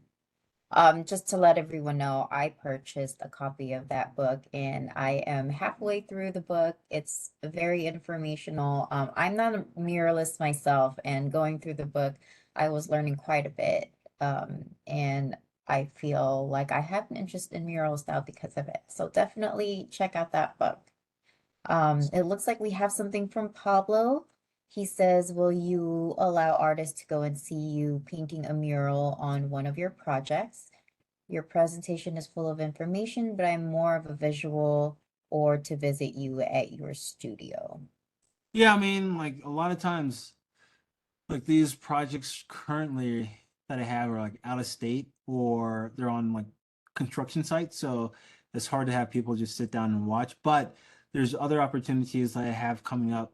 One is called Good Vibes, basically on, I don't know if Pablo, you're in Denver, but I have it's like a mural gathering jam session happening on the 12th of June through probably the 15th, 16th of June, where basically I have a large wall where I'm inviting a ton of artists just to paint on. And we're going to have like a DF crew, which is like a graffiti crew out of Denver. They're going to come through and paint, as well as other artists of all skill sets and um, uh, sort of aesthetics. Just come and just paint on this big ass wall on Central Market, which is like an eatery, sort of food hall, in downtown Rhino neighborhood, Five Points neighborhood. So that's like a way of like coming and just like throwing out a lawn chair and just watching myself and other people paint. So that's like an opportunity where it's like you're able to learn visually, like how do people sketch stuff out? How do people scale up their work? How do people layer the colors? How do people,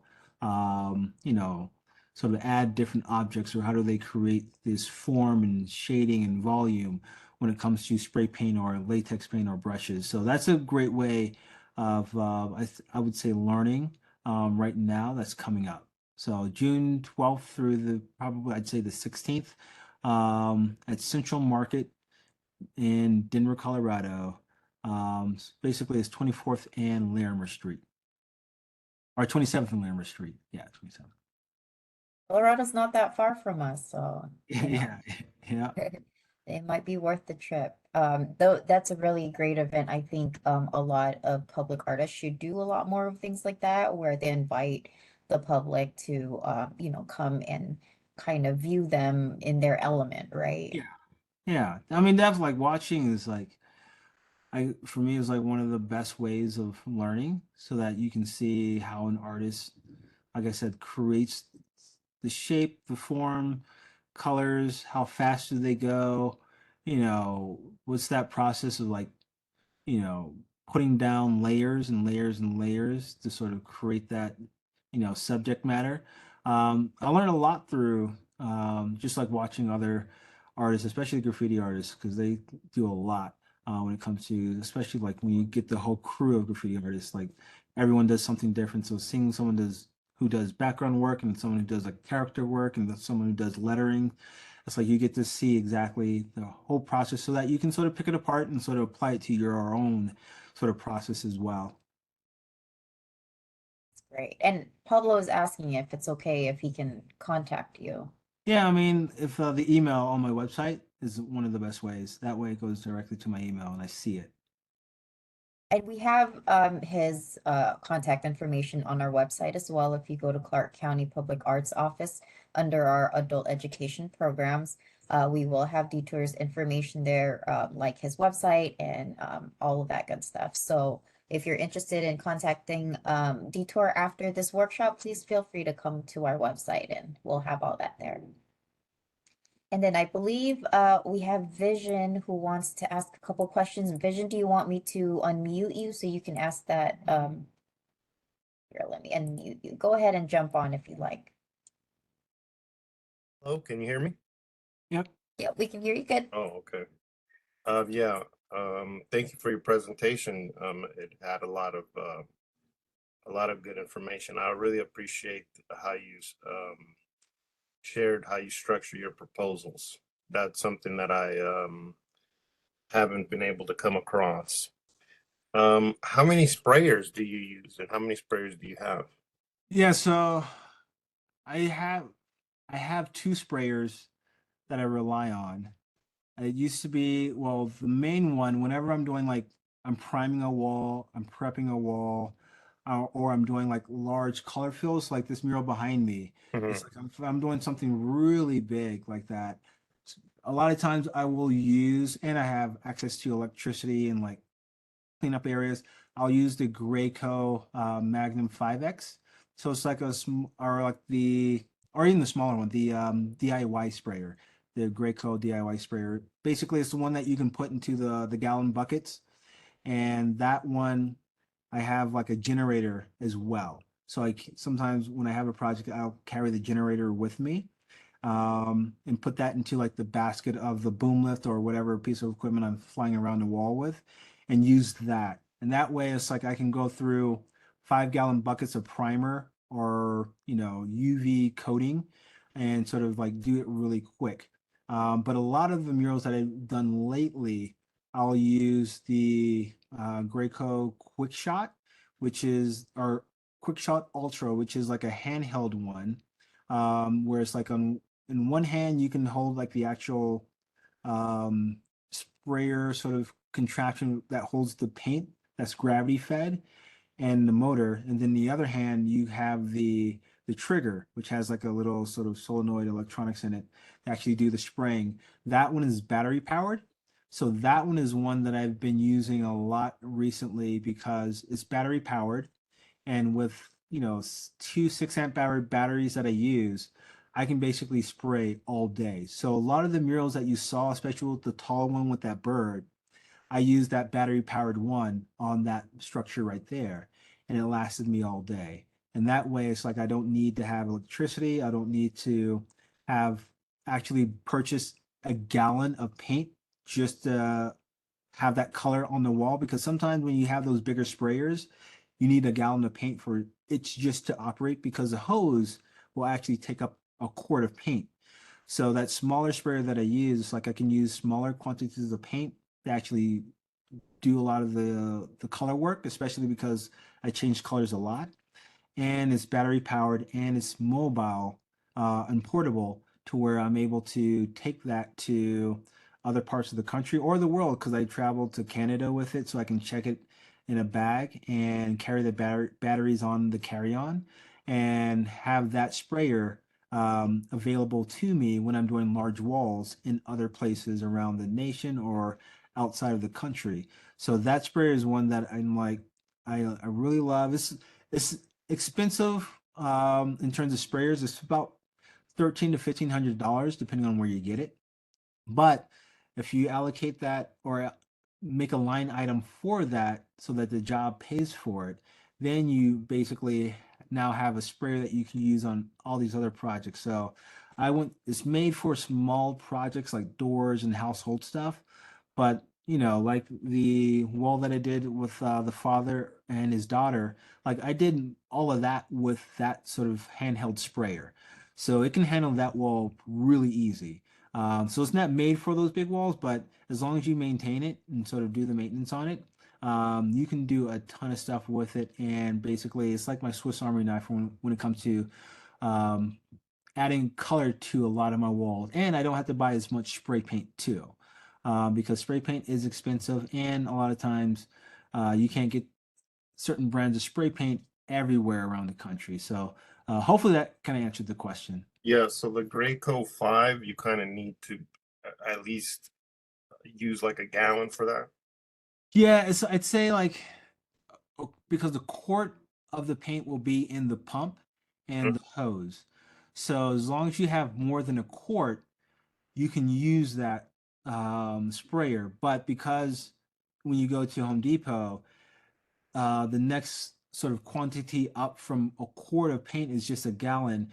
You usually will have to buy a gallon of paint in a specific color to use in that sprayer. So that's why, you know, if I'm using primer, I'll use that sprayer. Otherwise, a lot of times I'm just now reverting back to the handheld sprayer, because Mhm. it's just a lot easier for me to use versus like the Magnum 5X, or the Graco DIY sprayer, do-it-yourself sprayer, that also uses a gallon. Even though it's smaller, it still sometimes requires a gallon for it to operate. And those are about 250 bucks. So if like cost is an issue and having electricity isn't an issue, um, that's like a good solution. But if like you're using it pretty often, and you're not always going to have electricity around, or you want to sort of conserve on how much materials you're using, then I'd say the Graco Quick Shot is a good solution. But having both, I think for me, is like that sweet spot where if I need to use a sprayer because I'm spraying 5 gallons of the same color on a wall just to prime it, um, I can use this sprayer. Or if I'm changing colors a lot and I'm using smaller quantities and I'm blending colors together and sort of like actually painting some stuff with the sprayer, it's like that smaller Graco Quick Shot is something that I'll use. And you still use a grid? No, I use what's called like a doodle grid system. Basically it's kind of like, I did a video on my YouTube. So if you go on YouTube and type in I am Detour, you'll find my page. And all you got to do is the doodle grid, like how to do that. Basically, it's a way of adding letters and numbers and any markings on the wall. Sometimes I even use like the sort of the texture of the bricks or the cement blocks to sort of add to my sketch as like a reference point. So after you sort of add letters and numbers, you take a picture of the wall, and then basically from that, you're superimposing on top of that the design that you want to actually paint. You're turning down the opacity of that design so that you can see on like the picture that you took of the wall where this subject matter may lie, or this arm or finger may be around the letter 2 and then 3 that you randomly put on the wall, or goes around the window this way. So that's how I do a lot of my sort of scaling up now. So basically, a lot of the murals that you've seen previously that I did when it comes to like the school or the daughter, or when I went to Michigan to paint the other artist Ladanya, a lot of that is done with me painting the background, adding some letters and numbers, using that as like a grid that has Mhm. reference points. That way, I'm not having to get straight lines anywhere, because like I learned when doing like a perfect grid system, like the squares, like the architecture sucks and it's never straight, and like one side of the wall is like 2 inches off, and like you rack your brain like why is the math not right, or why is these lines basically off. A lot of times the architecture is off, so that way it's like I don't have to rely on the architecture, and I can just throw letters and numbers up really easy, or just like a bunch of colors up in different ways, and use that as like a way of just like scaling up the work. Yeah, that makes sense. Have you encountered any concrete walls, and how do you prep that, and how have you gotten the work to be to stay on concrete? Or do you just treat it just like, do you just prime it and you just paint it just like another wall? Yeah, you just have to make sure you get you power wash it and you get the right primer. So that's primer for like the masonry, all that stuff. It's like you got to make sure you add that stuff to it so that the primer adheres to the concrete, and then the paint adheres to the primer. So really, it's just a lot. It's all about prepping that wall as much as you can. So like the project I'm going to be working on next week, that big sort of wall that has like the topographical map, that one's on a concrete wall. And it's a big blank concrete wall. And basically, I had the developers agree to get their contractor to power wash it and then prime it for me, and then leave the masking the film on there so that I don't have overspray. And then now basically all I have to do is add color to that wall. But it's all about prepping the wall with the right primer. Hmm. And then I heard you say that you're doing a UV coat under the anti-graffiti coat. Yeah, Is that correct? yeah. So with the system um, from Mural Shield, so if you look up, I think it's Mural Shield or Mural Shield Provisions, one of those. Basically, they have a solution that's UV coating, because not all walls need anti-graffiti coating. Because if it's high up in like a commercial space that's not like in an area that no one walks, it's like high traffic, like let's say a sort of shopping area, I don't necessarily need or worry about people tagging it. So it's like I just worry about the UV coating. So a lot of times you can have solutions that are separate, so like you can do the UV coating on there and leave it just like that, or you can do the UV coating and then add on top of that the anti-graffiti coating. And with anti-graffiti coating, there's two different, I guess, formulas. There's sacrificial and there's non-sacrificial. So sacrificial is basically a UV coating that adds like a layer or a film on top of the mural that you can power wash off. And that's basically what protects it. So if you power wash it off, all you have to do is just reapply the solution back on the anti-graffiti coating back on top of it. And then there's another formula that's non-sacrificial. That one is basically almost like a permanent one, where if someone tags it, you can power wash it off, and that coating stays on, so you don't have to power wash it or recoat it again. When I want to do work where it's kind of like I may need to use that wall for another mural, I'll usually will do the UV coating and then the sacrificial mural shield coating, the anti-graffiti one. But if it's a wall where I'm like, I don't want to change it out at all. It needs to last as long as possible.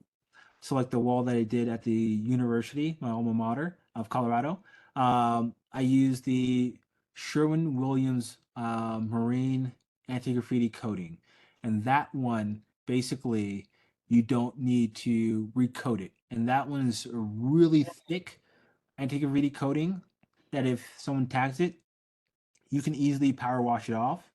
But it's super expensive. It's silicone based, so it's toxic. So you have to also sometimes wait till it's a really clear day and there's no wind, because it's so sticky when you put it on that if dirt flies in the air or something's in the air and lands on it, it'll be stuck. And then now it's like you have a dusty mural that you just finished completing. So you have to wait till there's like no wind or anything like that. But that's the difference of like when I use the sacrificial and non-sacrificial, as well as the UV coating or UV coating and the anti-graffiti coating as well. And then I just had one more question. Do you hire friends sometimes to help you on some of these commissions? Um, Usually it's like I do pretty much everything myself. So a Mhm. lot of the murals I've done pretty much by myself. That big mural in the parking lot that I did, where it's like basically the entire top was paint. I did probably 95% of it myself, and then had a few or two people help, one on each day to come do like the barriers of the block, concrete blocks surrounding it. And basically, it was only because the festival had volunteers that really wanted to learn how to like do stuff, so they wanted them to actually get like some experience. So I had them sort of help out as well. But usually, I do it myself, mainly because when you're getting into these larger projects with companies or entities and organizations or the city, when you're bringing people onto project sites, then you're getting into the whole workers' comp, especially like when you're sort of like doing legit work. You're looking at workers' comp and things like that. Um, so a lot of times I try to make sure it's like I take on projects that I can really just like hammer it out myself within a certain time frame. But at the same time, it's like I do have projects where I am starting to actually bring people into my space in terms of, I can have someone sort of prime the wall because I don't need to be out there priming it. It's basically a laborsome project that, you can't really mess up versus, adding an eye to this figure. It's like I have to be the one to do that. So I'm slowly adding more people to the space where it's like I can have people help me work on some of these murals. Mhm. I was asking because I was trying to figure out how much to offer people if I need to do a larger job. So, Yeah. I mean, really, it's like depending on the type of budget you're getting for that project, because a lot of times it's going to be different. And then having them understand what that project sometimes is about. If it's like a big commercial project where, it's like you have a big budget, then you can kind of pay like, hey, this is what I'm getting paid. And then, or this is what I'm getting paid. This is what I want to pay you for, like to help me out. Or you can have them sort of just a part of just one section of the project, like priming a wall or putting on a coating for the wall or doing the background, things like that. Or sometimes even just like managing the project. Um, but that's really just like based off of I guess your local area in terms of like what the prices are um, when it comes to helping. But it basically varies. yeah. Well, I want to thank you for all your information. Oh, thank you for stopping by. Mm-hmm. Thank you, Eileen. Vision. Yeah, thank you so much for being here today. Do we have any other questions from our attendees? You can either raise your hand icon or you can type it in the chat and I can unmute you. Okay, so far no one. Awesome. Well, since we don't have any other questions at the moment, I'll give our attendees a few minutes to kind of, mull over if they have any others. But I do have one last question for you. What kind of advice would you give to muralists who are looking into working with government entities? Like we are Clark County Public Arts here, Mhm. and we are a government entity. We do everything through that process. Yeah. So we do have certain requirements and whatnot. So what's your biggest advice for a muralist who wants to I'd work say with like us? apply for any project that the government entity has, even if it's like the small utility boxes, because then just like you're just starting to dip your toe into the process of working with a government, so that basically the type of insurance required or is required, the type of pay, like how working with people from the government that is asking for designs, things like that. So like just getting familiar with working with people in your local municipality or government and city, and then really just like apply for all these different projects, and I guess learn how to. One of the biggest things is learning how to communicate your ideas, um, because like I said, like you can have sometimes you can have a great idea, but it's like how do you get this abstract idea out your head and communicate to someone so that they are able to see what you see. So that's really good when, especially when it comes to people that work with the city, because the city's all about bureaucracy and sort of like red tape restrictions. So it's like you can sort of figure out what that intersection looks like. And then, like I said, you're going to be inundated with, how to work with permitting, how to work with doing everything above the board, and not having sort of like this sort of cavalier way of like doing murals, where it's kind of like, don't ask no questions at all. But that's the biggest thing is, but it's like all starts from just like applying for as many projects as you can, so that you can get that experience no matter where it is or what it is. Like if you don't have the experience, it's like you need to get that first. So like apply for those projects and just start learning. Thank you so much. That's great advice. And just because we are a government entity, we're not scary, I promise. We're really nice. We're here to help. And, right, we give these opportunities to our local artists. That's definitely what we want. We are very specific with our process, but we would like a lot more art, out there. So Yeah. but thank you so much for the advice. While our attendees are still online, though, I'm going to go ahead and do my quick announcements real quick, and then we'll open it up again for final words. So let me go ahead and share.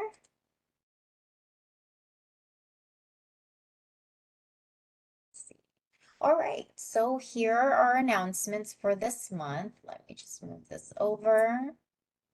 And just to let you know, the image on this page right now is one of our Zap utility boxes. This was from last year, and we will be opening up more opportunities for Zap after July of this year. So keep an eye out for that. The first thing is our next full scope workshop next month for Tuesday, June 18th. We will have Derek Diza from Influential Walls. He will be doing a presentation covering the business side of arts. How he went from artist to agency owner and developed a product for a niche that solved the problem. The presentation will seek to inspire artists to do the same and think of creative ways they can add value to the systems of muralists. Uh, excuse me. The presentation will seek to inspire artists to do the same and think of creative ways they can add value to the community. Topics covered will include marketing, sales, negotiating pricing, automation systems for muralists, hiring a team, and more. Again, attendees will have a chance to ask questions about the topic during question and answer segment, and then followed by more announcements just like this one. And then we do have our ongoing call for qualifications. If you are a musician or some type of performer, definitely get on that roster. We're seeking talented people to do performances for our events. Whenever we do our dedication events, we'd like to have some sort of performance art happening. So definitely get on that roster if you are a performance artist. Exhibits right now, we have our Window of Compassionate Curiosity at the Winchester Dondero Cultural Center. It's now showing by artist Hugh and the youth from Winchester Dondero Cultural Center and the Wetlands Park during our youth public art temporary programs. And that will be up until June 1st. And another event coming up, May 23rd, in a couple of days here, we are having our dedication for at the county fair. This will be at the Clark County Government Center at the Rotunda Gallery from 6 p.m. to 8 p.m. We will be celebrating the history and art influenced by the Clark County Fair. It has been around for almost 60 years and has grown to be one of the most important events of Clark County. And we will have a performance by Branson Anderson. Oh, where is my, okay. And a couple more events through our Poet Laureate. We have Friday Night Writes with Sheila Navarro for May 24th. And these are all free to attend. You can either, I believe it's also online besides being in person. We have Sheila Navarro for May 24th, and then we have Charlene Stegman Moscow for June 21st. And then we have a community participation opportunity. We have a survey for the Sunset Park, which is where our Clark County Public Arts Office is located. We will be putting up a signature sculpture inside the park, and we would like your input on what you would like to see for that sculpture. Here's the QR code. You can also go on our website and check that out. And I don't think we have a deadline for this necessarily, but that is also coming up soon. Another event will be our Clark Committee Board meeting, our Art Committee Board monthly meeting, excuse me. That will be next month, June 11th at 3:30 p.m. We usually have it through WebEx or in person. And this is where we have our Art Committee Board meeting where we discuss things that are current and future public art projects coming up. We do have opportunities for attendees to speak out and make comments or ask questions and whatnot of the topics at hand. So please feel free to join us for that meeting. And then, as usual, we have our resources. Detour, definitely check this out as well if you're interested. Nevada Arts Council, this is where we hold all of our art calls for the whole state of Nevada. They also have events calendars there that you can check out and see what our upcoming events are. We also have the City of Las Vegas, the City of Henderson, City of Reno, and Carson City, who are now currently doing public art projects and art calls, so definitely check them out. And then last thing is our contact information. This is our email address here at CC Public Art, clarkcountynv.gov. Our phone number 455-8685. Please sign up for our monthly newsletter for updated information about calls, projects, and events. And we also offer one-on-one meetings for artists who would like to discuss how they can better their documents, or if you'd like to talk about public art projects that we're holding currently, we are here to help. So definitely reach out if you need to. Okay, and also just to let all the attendees know, I will be emailing everyone after this workshop, and I will send you a copy of the announcements as well. So you'll get a copy of this soon. Okay, I'm gonna go ahead and stop sharing. And then it looks like we have a couple questions in the chat. So let me just jump in that real quick. So Jeanette asks, when you travel out of state to do a mural, do you also add buffer days as part of your deadline and expense? Oh yeah. Yeah, so like traveling out of just my general area, especially if it's like more than I'd say 30 minutes, it's like I then add a ton of buffers.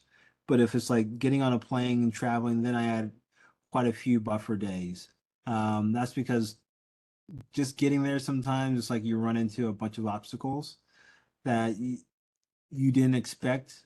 In terms of like sometimes if I rent a piece of equipment and the local company doesn't have it, then it's like now I got to figure out where to get it. Or if they don't have the right paint, now I got to figure out where to get the right paint. Or you only can see a picture of the wall, and then you get up close to it, and it's different than what you expected because they may have used like a Google images or like a Google Earth images, which are sometimes dated. So it's kind of like the wall may have changed from when they sort of kind of sent it to you. So I always add like buffer days and just like make sure that even those walls are walls that I add almost like a premium to the quote, where it's kind of like it could be almost a third more because of all the hassles and things I'll have to go through because it's not in my general area. But yeah, I mean that's almost like with any business. It's like if it's outside of your sort of vicinity, your general area, it just takes a lot more time, money, effort, and resources to actually complete something. So I always do that.